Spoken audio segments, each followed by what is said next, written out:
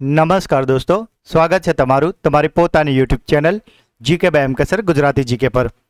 મિત્રો, આજે આપણા વિડીયોમાં 28 મે 2026ના 15 મોસ્ટ આઈએમપી ટોપિકને કવર કરીશું અને દરેક પ્રશ્નોના પરીક્ષાલક્ષી મુદ્દાઓ પણ જાણીશું।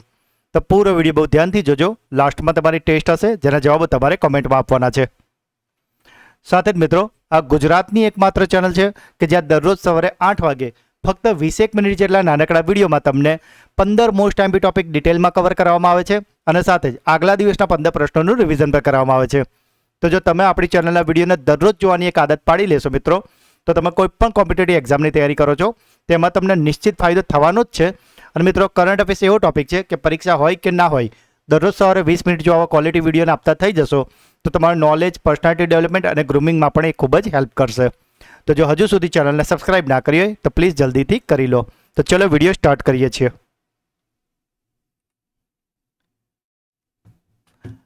પ્રથમ વર્લ્ડ યોગાસન ચેમ્પિયનશિપ 2026નું આયોજન ક્યાં કરવામાં આવશે? તો મિત્રો, તમને ખ્યાલ જ છે કે 21મી જૂન કે જે વિશ્વ યોગ દિવસ તરીકે આપણે ઉજવીએ છીએ અને હવે તે ધીરે ધીરે નજીક આવી રહ્યું છે અને માટે જ તેને લઈને વિવિધ બધા પ્રોગ્રામો પણ થઈ રહ્યા છે અને હવે આજે પ્રથમ વર્લ્ડ યોગાસન ચેમ્પિયનશિપ 2026 છે તેનું આયોજન થવાનું છે ગુજરાતના અમદાવાદમાં। પ્રથમ વર્લ્ડ યોગાસન ચેમ્પિયનશિપ 4 થી 8 જૂન 2026 દરમિયાન ગુજરાતના અમદાવાદ ખાતે એકા એરેના ખાતે યોજાવાનું છે। આ ઐતિહાસિક સ્પર્ધામાં ભારત, જાપાન, શ્રીલંકા અને નેધરલેન્ડ સહિત વિશ્વભરના 60થી વધારે દેશો ભાગ લેવાના છે। આ ચેમ્પિયનશિપમાં 12 અલગ અલગ કેટેગરીની સ્પર્ધાઓમાં 500થી વધારે શ્રેષ્ઠ એથ્લીટ તેમની યોગ કલાનું પ્રદર્શન કરવાના છે અને આ મેગા ઇવેન્ટનો મુખ્ય ઉદ્દેશ્ય છે કે યોગાસનને એક સ્પર્ધાત્મક રમત તરીકે પ્રોત્સાહન આપવાનો અને સાથે મિત્રો તેને ઓલિમ્પિક ગેમ્સમાં સામેલ કરાવવાના પણ પ્રયત્નો થઈ રહ્યા છે। ખેલો ઇન્ડિયા પેરા ગેમ્સમાં ટોચનું સ્થાન કોણે મેળવ્યું છે? તો મિત્રો, આજે ખેલો ઇન્ડિયા પેરા ગેમ્સ રમાઈ હતી। પેરા ગેમ્સ મતલબ કે તે દિવ્યાંગ લોકો માટેની હોય છે અને તેમાં ટોચ પર રહ્યું છે હરિયાણા। મિત્રો, હરિયાણા છે એ કુલ 95 મેડલ જીત્યું છે કે જેમાં 39 ગોલ્ડ, 31 સિલ્વર અને 25 બ્રોન્ઝ મેડલ હતા। જો વાત કરીએ બીજા અને ત્રીજા નંબરની, તો બીજા નંબર પર છે તમિલનાડુ કે જે 51 મેડલ સાથે બીજા નંબર પર છે અને જેમાં 14 ગોલ્ડ, 20 સિલ્વર અને 17 બ્રોન્ઝ હતા। અને વાત કરીએ ત્રીજા નંબરની, તો તેમાં છે આપણું ગુજરાત કે જેણે 30 મેડલ જીત્યા છે કે જેમાં 14 ગોલ્ડ, 11 સિલ્વર અને 5 બ્રોન્ઝ મેડલ છે। મ્યાનમાર સરકારે કોને મહાસદ્ધમ જ્યોતિકા ધ્વજ ઉપાધિથી સન્માનિત કર્યા છે? તો મિત્રો, આ જે ઉપાધિ છે મહાસદ્ધમ જ્યોતિકા ધ્વજની તે અપાઈ છે મ્યાનમાર સરકાર દ્વારા ડૉક્ટર લાહાયાલ લામાને। મિત્રો, અહીંયા એક ઓપ્શનમાં શબ્દ છે દલાઈ લામા અને આના વિશે આપણે તમને ખૂબ ડિટેલમાં સમજાવ્યું છે કે દલાઈ લામા એ કોઈ વ્યક્તિનું નામ નથી પરંતુ પદનું નામ છે અને આ પ્રશ્ન એકવાર એક પરીક્ષામાં પૂછાયેલો છે માટે આપને જણાવ્યું। અને સાથે જ મિત્રો, જો હજુ સુધી વિડીયોને લાઇક ના કર્યો હોય તો પ્લીઝ અત્યારે જ કરી લો જેથી કરીને પછી ભૂલી ના જવાય। અટલ પેન્શન યોજનામાં ઉત્કૃષ્ટ પ્રદર્શન માટે કઈ બેંકને રાષ્ટ્રીય પુરસ્કારથી સન્માનિત કરવામાં આવી છે? તો મિત્રો, આજે અટલ પેન્શન યોજના હતું તેમાં રાષ્ટ્રીય પુરસ્કાર મળ્યો છે કર્ણાટકા ગ્રામીણ બેંકને।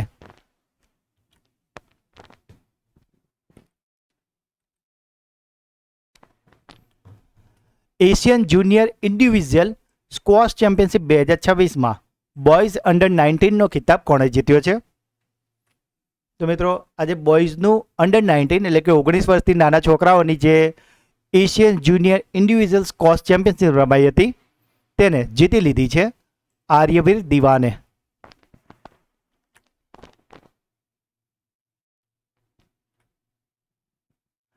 રોયલ સોસાયટીના ફેલો તરીકે ચૂંટાનારા બીજા મહિલા વૈજ્ઞાનિક કોણ બન્યા છે? તો મિત્રો, આજે બીજા મહિલા વૈજ્ઞાનિક છે કે જે રોયલ સોસાયટીના ફેલો તરીકે ચૂંટાયા છે તેમનું નામ છે ડૉક્ટર સૌમ્યા સ્વામીનાથન। તો મિત્રો, અહીંયા વાત થઈ છે કે આ બીજા મહિલા વૈજ્ઞાનિક છે તો તમને પ્રશ્ન થશે કે સર પહેલા કોણ હતા?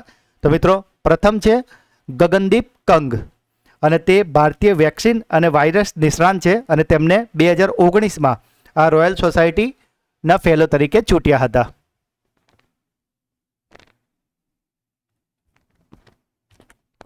ભારતને પાછળ છોડીને વિશ્વનું 5મું સૌથી મોટું શેર બજાર કયો દેશ બન્યો છે? તો મિત્રો તમને ખ્યાલ જ છે કે અત્યારે તો મોટાભાગના તમે લોકોને જોશો આપણા ઇન્ડિયામાં તો મોટાભાગના લોકોના મોઢે શેર બજારની જ વાતો હોય છે. જો કે મને આ વસ્તુમાં ખબર નહીં કેમ પણ કશી ખબર જ નહીં પડતી. પણ વિચાર કરો કે ભારતમાં આટલું બધું શેર બજારને લઈને લોકો એક્ટિવ છે, તેમ છતાં ભારતનો શેર બજારમાં નંબર છે દુનિયામાં 6થો, અને આ 5મું જે સ્થાન છે તે હવે ભારત પાસેથી મેળવી લીધું છે તાઇવાને. પહેલાં ભારત 5મા સ્થાને હતું, પરંતુ હવે તે 6થા સ્થાને થઈ ગયું છે. તો મિત્રો 1 થી 5 નંબરની જો વાત કરી લઈએ તો પ્રથમ નંબર પર છે અમેરિકા, બીજા પર છે ચાઇના, ત્રીજા પર છે જાપાન, ચોથા પર છે હોંગકોંગ અને 5મા પર ભારત હતું, પણ હવે આવી ગયું છે તાઇવાન, એટલે ભારતનો નંબર થઈ ગયો છે અહીંયા 6થો. સાથે જ મિત્રો 10 વર્ષ થતી મહત્વની વહીવટી પ્રક્રિયા એટલે કે વસ્તી ગણતરી, અને જે હાલમાં 2026 અને 27માં ચાલી રહી છે મિત્રો. તો મિત્રો જો તમે આ વિડીયો જોઈ લેશો તો વસ્તી ગણતરીમાંથી તો તમારો એક પણ માર્ક્સ નહીં કપાવવાનો, કારણ કે વસ્તી ગણતરીમાંથી આવનારી પરીક્ષાઓમાં પ્રશ્નો પૂછાવાના જ છે. અને સાથે જ મિત્રો પરીક્ષા હોય કે ના હોય, પણ જો તમે આ ખાલી એક 20 મિનિટનો નાનો વિડીયો જોશો તો વસ્તી ગણતરીનો આખો કોન્સેપ્ટ તમારા ક્લિયર થઈ જશે મિત્રો, અને ઘણું બધું નવું જાણવા મળે. અને ઘણી જગ્યાએ પર વસ્તી ગણતરી 2027 લખ્યું હોય છે, ઘણી જગ્યાએ પર વસ્તી ગણતરી 2026 લખ્યું છે. તો એ કેમ એવું થાય છે એ બધા જ ડાઉટ્સ તમારા આ વિડીયો એક જોવાથી તમારા ક્લિયર થઈ જશે. આ વિડીયોની લિંક તમને આપણા આ જ વિડીયોના ડિસ્ક્રિપ્શનમાં મળી જશે, તો તેને અવશ્યથી જોઈ લેજો. નીલમ મીણા કયા રાજ્યના પ્રથમ મહિલા મુખ્ય ચૂંટણી અધિકારી બન્યા છે? તો મિત્રો આજે નીલમ મીણાજી છે કે જેઓ મૂળ રાજસ્થાનના છે, અને તેઓ જે પ્રથમ મહિલા મુખ્ય ચૂંટણી અધિકારી છે તે બન્યા છે પશ્ચિમ બંગાળના. મિત્રો નીલમ મીણાની વાત કરીએ તો તેઓ 1998 બેચના આઈએએસ અધિકારી છે અને વેસ્ટ બંગાળ કેડરના અધિકારી છે.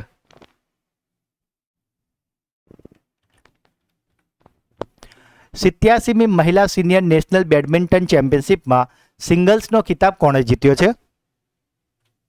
તો મિત્રો આજે મહિલા સિનિયર નેશનલ બેડમિન્ટન ચેમ્પિયનશિપ રમાઈ હતી 87 નંબરની, તેમાં સિંગલ્સનો ખિતાબ જીતી લીધો છે સૂર્યા તામિરીએ. મિત્રો એમનું પૂરું નામ ઘણી જગ્યા પર લખાતું હોય છે, સૂર્યા કરિશ્મા તામિરી. તાજેતરમાં અમેરિકાના કયા વર્તમાન વિદેશ મંત્રીએ ભારતની મુલાકાત લીધી છે? તો મિત્રો આપણે તમને કહીએ જ છે કે જ્યારે પણ ભારતના કોઈ અધિકારી કે નેતા અન્ય દેશની મુલાકાતે જાય, કાં તો અન્ય દેશના કોઈ અધિકારી કે નેતા ભારતની મુલાકાતે આવે, ત્યારે કરંટ અફેર્સ બાબતે એટલા માટે ઇમ્પોર્ટન્સ થઈ જાય છે કારણ કે ત્યાર પછી જ આપણને બંને દેશો વચ્ચે કોઈક ને કોઈક મોટા ડીલ, કરાર કે એમઓયુ થયેલા જોવા મળે છે, અને માટે જ આપણે આવા પ્રશ્નોને ખાસ ધ્યાન રાખવું પડતું હોય છે. તો મિત્રો આજે અમેરિકાના વિદેશ મંત્રી જે ભારતની મુલાકાતે આવ્યા છે તેમનું નામ છે માર્કો રૂબિયો.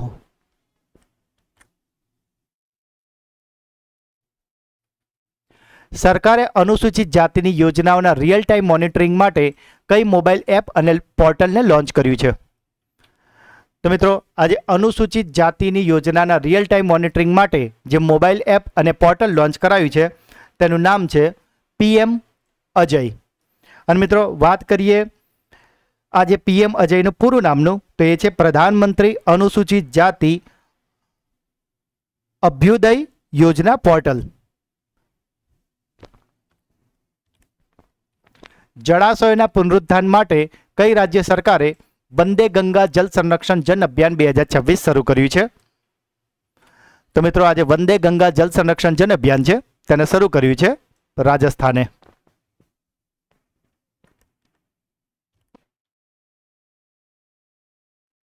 વૈજ્ઞાનિકોએ કયા રાજ્યમાં લિગ્નાઇટ કોલસાના ભંડારમાંથી દુર્લભ માઇક્રોસ્કોપિક સૂર્યમુખી આકારનું ખનિજ પાયરાઇટ શોધ્યું છે? તો મિત્રો આજે એક દુર્લભ ખનિજ છે પાયરાઇટ કે જે લિગ્નાઇટ કોલસામાંથી મળ્યું છે વૈજ્ઞાનિકોને ગુજરાતમાંથી. આ ખનિજ ગુજરાતના પશ્ચિમ કચ્છ બેસિનમાં આવેલા જે માતાનો મઢ અને ઉમરસર લિગ્નાઇટ કોલસાની ખાણમાંથી મળી આવ્યું છે. ભારતમાં આ પ્રકારની અનન્ય ખનિજ રચના પ્રથમ વખત જોવા મળી છે. માઇક્રોસ્કોપ વડે જોતા આ ખનિજ બિલકુલ સૂર્યમુખીના ફૂલ જેવું દેખાય છે કે જેમાં મધ્યમાં નાના ક્રિસ્ટલ્સનો મુખ્ય ભાગ બીજની જેમ અને તેની આસપાસ પાંખડીઓની જેમ ગોઠવાયેલા મોટા ફ્લેટ ક્રિસ્ટલની રિંગ છે. પાયરેટ એ મૂળભૂત રીતે આયર્ન ડાઇસલ્ફાઇડ છે અને તેને ચમકતા પીળા રંગ અને ધાતુની સપાટીના કારણે તેને સામાન્ય ભાષામાં ફૂલ્સ ગોલ્ડ એટલે કે મૂર્ખાઓનું સોનું પણ કહેવામાં આવે છે, કારણ કે તે સોના જેવો ભ્રમ પેદા કરે છે. સાથે જ મિત્રો એપ્રિલ મહિનાનો મંથલી કરંટ અફેર્સ વિડીયો કે જેમાં આપણે એપ્રિલ મહિનાના મોસ્ટ એમપી 200 પ્રશ્નો કરાવ્યા છે. તો જો મિત્રો આ વિડીયો જો તમે જોઈ લેશો તો એપ્રિલ મહિનાના મંથલી કરંટ અફેર્સ બાબતે તમારે બીજો કોઈ વિડીયો કે મેગઝીન જોવાની જરૂર નહીં પડે, કારણ કે આપણે આમે હવે જ 200 પ્રશ્નો લીધા છે કે જે તમારી તમામ સ્પર્ધાત્મક પરીક્ષા માટે ખૂબ જ ઉપયોગી હોય. અને જે મિત્રો ચેનલને રેગ્યુલર ફોલો કરે છે તેમણે તો આ વિડીયો જોઈ જ લીધો હશે અને તેમને તો 100% ફાયદો થવાનો જ છે. પરંતુ જો તમે ચેનલ પર નવા હોય અને તમારે જોવાનો બાકી હોય તો આની લિંક તમને આ જ વિડીયોના ડિસ્ક્રિપ્શનમાં મળી જશે, તેને અવશ્યથી જોઈ લેજો. અને 100% તમે આ વિડીયો જોશો એટલે આગળના મંથના પણ તમે શોધતા થઈ જશો.